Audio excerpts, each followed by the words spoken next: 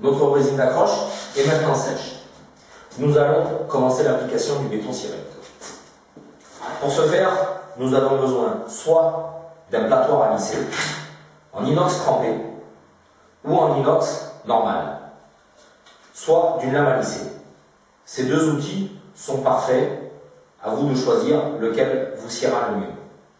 Avec l'expérience, on remarque que celui-ci convient mieux à quelqu'un d'expérimenté, celui-ci convient mieux à un néophyte.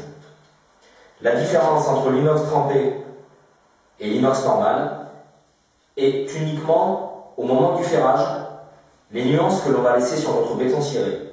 L'inox normal laissera beaucoup de nuances, l'inox trempé en laissera beaucoup moins.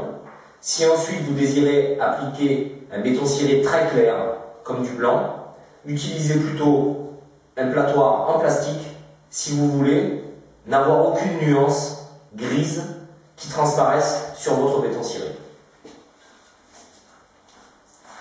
Prenez une petite truelle de mélange que nous venons de faire,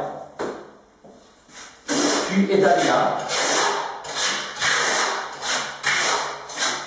de façon homogène et très fine.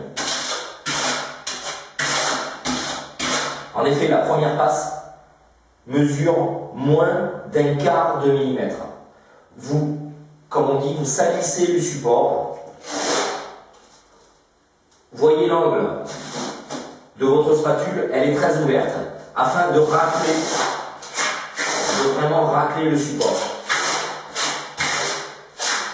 Alors que l'on verra que lors de la seconde couche, l'angle sera beaucoup plus fermé pour pouvoir lisser notre support.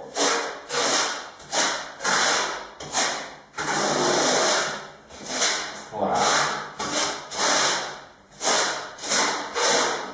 Vous en appliquez de partout sans spécialement vous embêter à retirer toutes les petites rainures.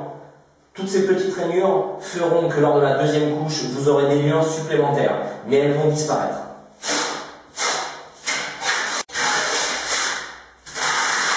Et notre première couche est terminée. Voici la première couche de béton ciré. Elle est très très fine, elle est raglée très rapidement. Vous comptez en moyenne 5 minutes à 10 minutes au mètre carré, pas plus. Nous allons maintenant laisser sécher cette première couche pendant au moins 1 heure.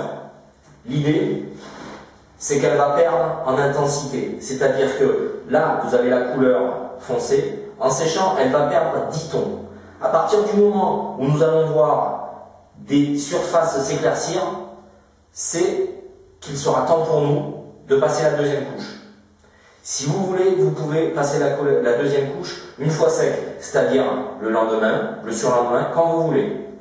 Donc, vous pouvez passer la deuxième couche à partir d'1 heure à peu près après la première application. Soit tout de suite, soit longtemps après, peu importe, le résultat sera le même.